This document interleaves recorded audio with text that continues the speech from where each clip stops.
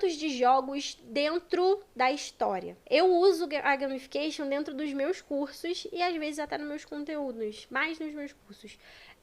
Que é justamente você instigar a pessoa com elementos de jogos. O que são os elementos de jogos? Justamente são as cartas de poder, são as partidas, né? A rivalidade, os desafios, e cada vez que você vence um desafio, você sobe de nível.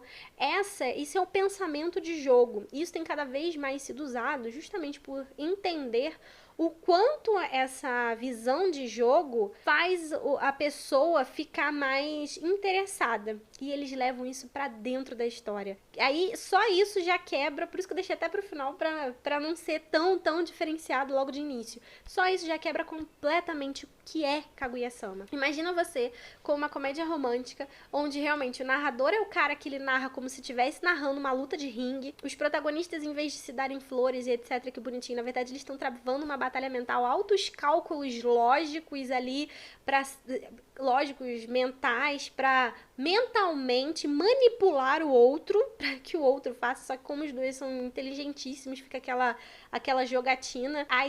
Essas estratégias de jogo, estratégia de batalha, eles usam dentro do anime para vencer essas pseudo-batalhas, né? Essas batalhas que eles têm entre eles. Cara, isso por si só é o que te chama a atenção logo nos primeiros minutos de Kaguya-sama. E o narrador fala mesmo, né? Quando eles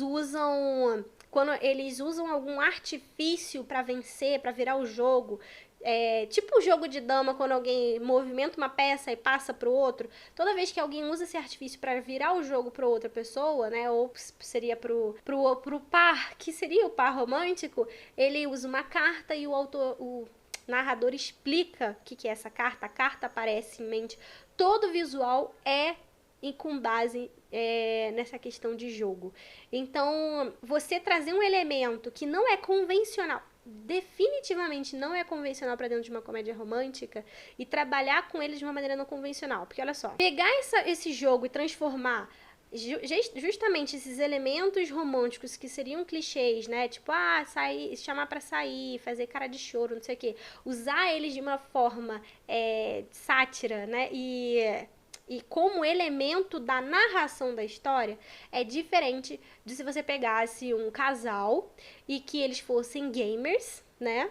E que aí eles, no final, ficariam juntos também bonitinho. Sim, você até colocaria alguns elementos diferentes por conta disso, mas ainda assim não seria tão diferenciado quanto você pegar e jogar isso na narrativa da história, entende? Não é que os personagens são gamers, não é que os personagens jogam xadrez, não.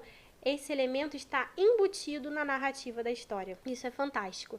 Os conflitos são como partidas pra gente, né?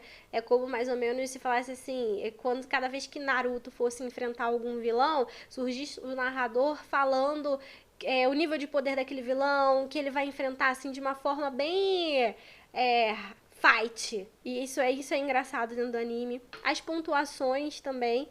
E o cenário restrito proposital. Isso é bem legal abordar aqui, porque tem gente que acha que precisa, assim como que precisa de vários personagens, você não precisa de um mundo completamente novo para fazer uma história legal. Essa história é super diferenciada, é bem original, ela realmente chama muita atenção das pessoas, tem poucos personagens e o cenário é extremamente restrito. O cenário nada mais é do que a sala do conselho na maior parte do tempo. E isso é legal porque justamente trazendo para essa noção de gamification, ali, e eles deixam claro isso logo na primeira cena, quando eles fecham a porta e mostra a planta alta da sala, você dá a sensação como se estivessem te apresentando um tabuleiro de jogo, sabe? Então, ali, aquela sala é o ringue, é o local de jogo deles.